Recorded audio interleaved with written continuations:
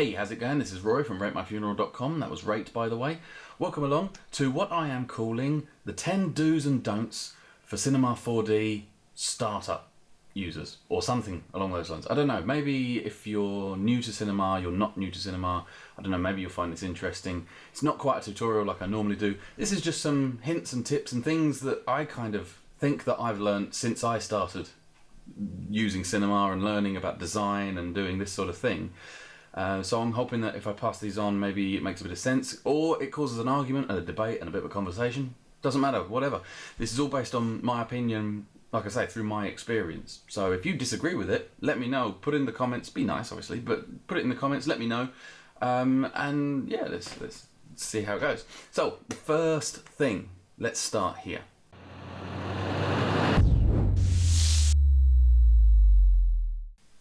Okay, so the first thing I'm just going to look at, and this isn't in major detail, it's just glancing at, is resolution and frame rate.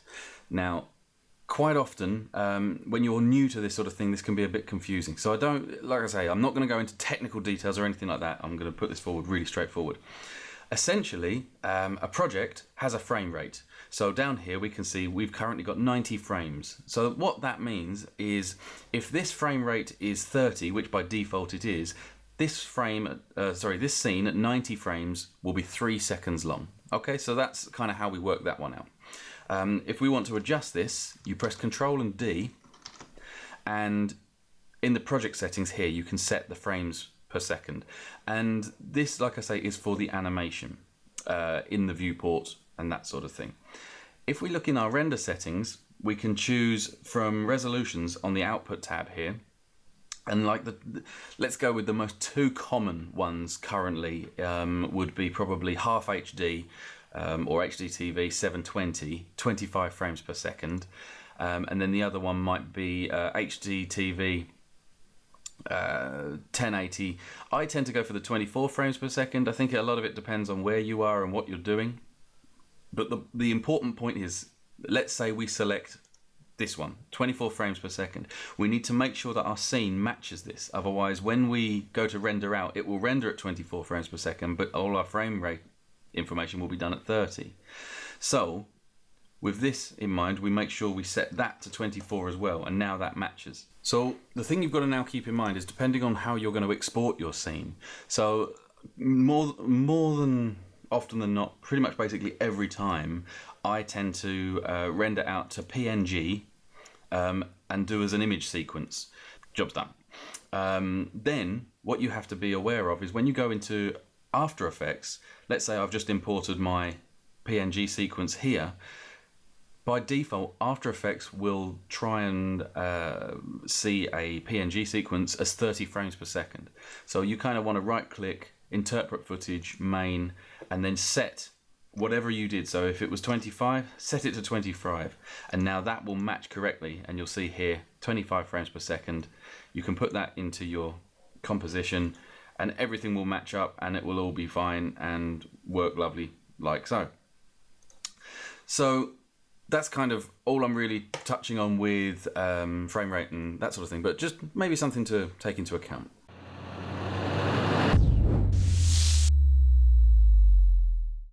Okay, next, something that comes up quite often, and that is basically trying to find the balance between the best way to do something and the quickest way to do something. So occasionally questions will come up like, how can I render multiple different products in multiple different scenes and have them all come out as individuals? And in that case, it's probably worth spending a bit of time coming up with a method to do that nice and easily. Another question might be, I'm trying to build a brick wall that all the bricks are in different positions and stuff, and it might actually be best just to literally sit and place each brick one by one and place it how you want it. Yeah, you could probably use a cloner and use a random effector and do that, but it may not be quite how you want, plus you've then got to mess around with certain bits. And this is where, like I say, finding that balance where sometimes what you do is quicker and gets it done, whereas other times, depending on how much detail you want, how much control you want, it's easier just to get in there and just do it. Quite often you'll find getting in there and just doing it and spending the time that you thought would be too long is actually quicker than finding the easier way. So not every time, And obviously it's really nice to find an easy way to do something. But sometimes, you know, a little bit of, I hate to say laziness, but you kind of, when you start thinking, oh, I don't really want to do that because it's going to take me too long, unless it's a deadline issue, you know, don't be lazy, just do it. Just do it! I think that's quite an important one.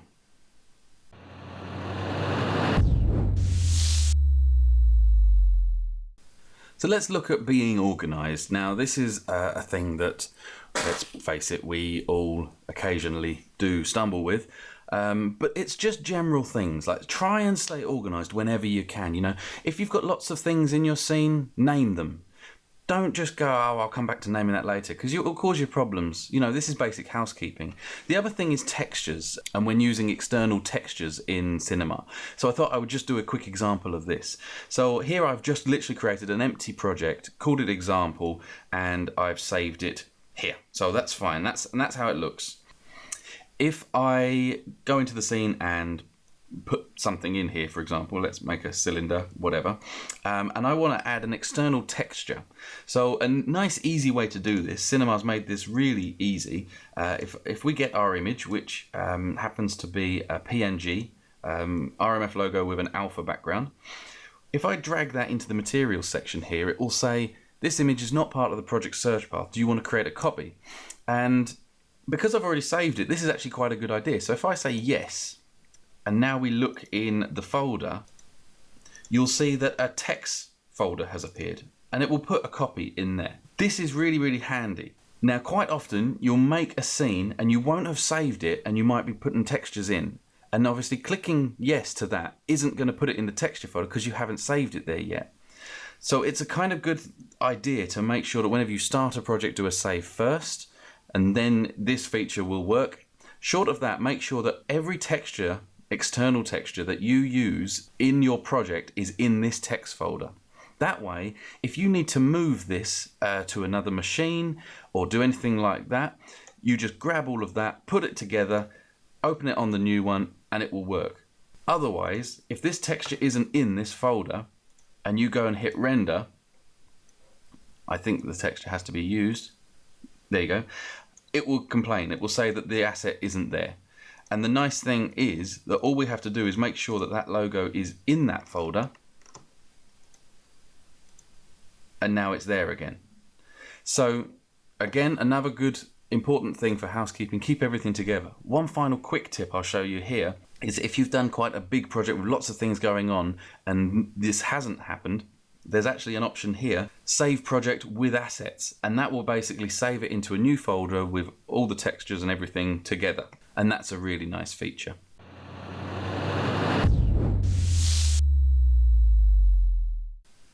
Tutorials, watch them. Watch as many as you can. Just spend time watching tutorials. You can learn so much just from watching tutorials. I mean, watch my tutorials. Obviously I'm teasing there, but no, seriously, watch tutorials.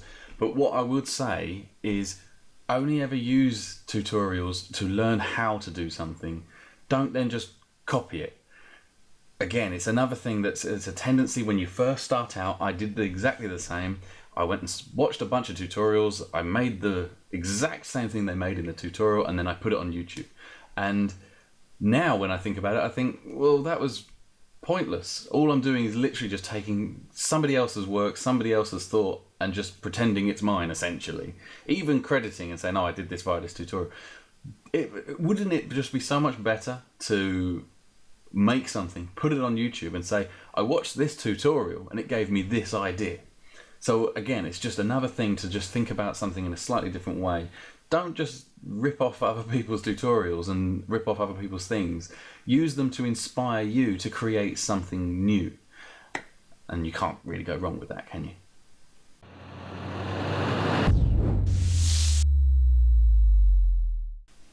So this one was something that I used to do all the time, and now when I look at my old work, it annoys me. So this is a bit of a personal preference thing, but it's watch your backgrounds when you're doing objects in a scene. And I'll show you an example. So if I just create a floor and hit render, we've got this black background here. And like I say, this is a thing that when you first start out in cinema, you kind of don't really tend to think about because you're too worried about everything else. You want to add your object into the scene and you want to, oh, well, there's a light. Let's add a light into the scene and we'll move that over here. That's great. Yeah, we'll make it a shadow. Oh, a soft shadow. Yeah, because soft shadows look cool. And I want this, a little bit blue over this side, and maybe I'll have a copy of this light and we'll put this over this side and we'll turn it down a bit and we'll make this one maybe a bit yellow, and then we'll hit render, and yeah, that looks fantastic. So let's do some camera animations. But what you've got is this background that just goes off into black. And I just think it looks horrible, to be honest. And this is why I created InVideo as a thing to help me not have to worry about this. So I took it out of the equation. And so, like I say, yeah, it's a bit cheeky for me to put this in here. But to me, it was a big enough problem to create something to resolve it. As long as something is done about it, it looks fine. But just don't fall into the trap where you just don't think about it. That's all I'm saying.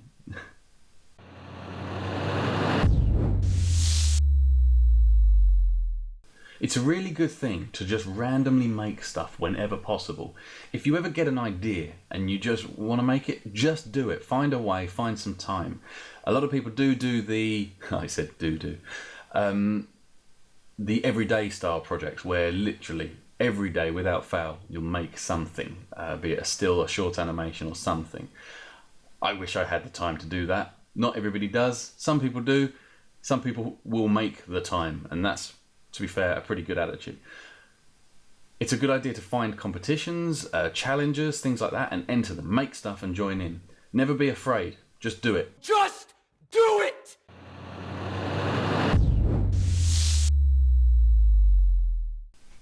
Probably the single most important thing for a good animation or even still is the lighting. You really can't beat having good lighting. You know, you might have made a lovely model and you might have textured it well, but then if you don't light it properly, then you're essentially going to ruin what you were working on. So again, this is just something to think about when you first start. It's a good idea to research lighting, very, very much so. And again, spend the time on your lighting. You know, depending on how important it is to you, how good it looks. So let me just, this is by no means a fully comprehensive guide into lighting in cinema. But, you know, this is supposed to only be a couple of minutes long each section. So I'm just going to quickly go through the lights themselves. So if we just add a light to this scene and move it up above our guitar here and press render, this is what we end up with. And obviously that's quite flat and horrible. There's no shadows. So your light has shadows. So you have the soft shadows. So this is quite quick to render, very basic soft shadows. The ray traced is very quick to render hard shadows, so maybe you would use these for external shots, outdoors types of things. And then area, which is probably the generally the best one to use if you're doing a product shot, because it will give you the most realistic shadowing. But as you can see, that does impact the render time a little bit. The positioning of the lighting is very important. Typically you would use something like a 3-point lighting system, where you would have a light off to one side, perhaps something like that, and that would be your key light. Then you might have another light that would be off to this side that you maybe not have quite so bright, perhaps still with an area shadow. And maybe you'll make this one a slightly different color. Generally your lights, unless you're LEDs, you know, you're not really using completely white lights. You'd be using slightly off yellow or something like that. So maybe we make this slightly off yellow. And then you would have an overhead light, or hair light, and then that's above there. And we might want to turn that one down a little bit like that. And then if we just hit render on that, you know, that's already looking a little bit better. The shadow is not quite so harsh, it's a bit softer. We've got some light coming all around. We might want to look at getting some reflection in our scene. We don't have any reflection with this, so you need to put other things into the scene in order to reflect off. So that can be anything from literally, you know, planes that have just got a a luminant texture on them or something like that. So you might want to put that, just out of the scene and up out of the way. It takes a little while to get the positioning right, but then you could end up with a nice sort of reflection going across where that is. I haven't achieved it there, but where would that be, just out of curiosity? If we were to put this here,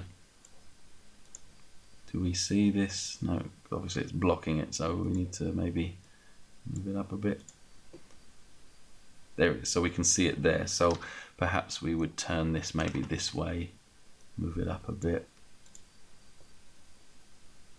Right, so there we've got a reflection. We'll just maybe move it that way a little bit. This is a proper juggling act. It's a good idea to have a few separate cameras. So there we go. So we've made a line go across it. So just as an example, maybe we would move it that way a little bit, like that. There we go. And now we've got a bit of detail going on. But obviously this is just really quick. I'm just trying to give you an idea to think about lighting and stuff like that. And obviously inside the lights there's a bunch more stuff that you can do with the fall off and the way it shows, and some lovely features and all of that. So it's worth having a play with all of this sort of thing and doing that. Obviously the other method is getting video and let that deal with all the lighting for you. But obviously I'm not going to go promoting that in the middle of this video like that, because that would be shameless.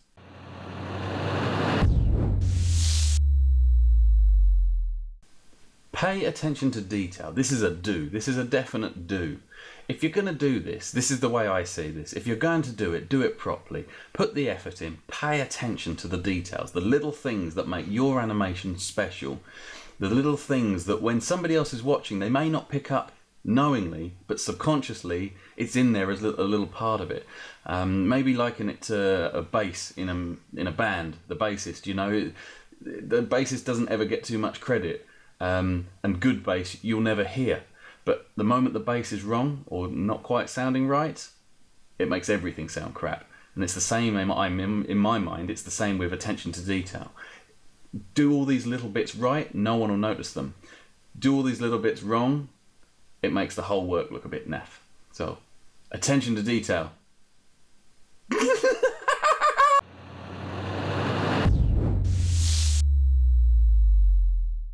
Something I like to do quite often is actually go back and check my old work. I hunt through my old folders of where I've backed up before I've wiped the PC or whatever. And I just open up my old projects and I have a look through them. And what I'm hoping to see is that I'm better now. So if that makes sense, basically I like to see my own improvement because that gives me confidence in what I'm doing now. It tells me that I'm obviously learning, and that's great. I have a kind of thing that if I don't look back at what I made 6 months ago and think that's actually a bit naff compared to what I can do now, I'm not happy, because that means that I've not improved.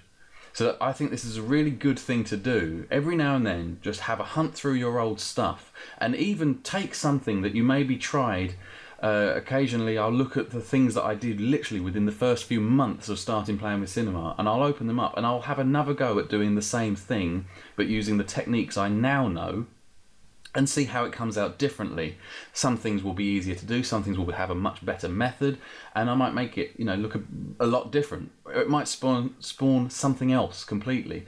But again, I think this is a really good thing, just to go back, look at your old stuff, and see how much you've improved. Yeah.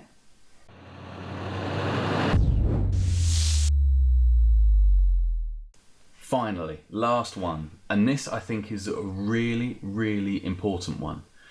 Don't be afraid to get out there and show your work off. Make your dreams come true! It's really hard to take bad criticism. It's really easy to take good criticism, but you'll learn more from the bad criticism than you will from the good.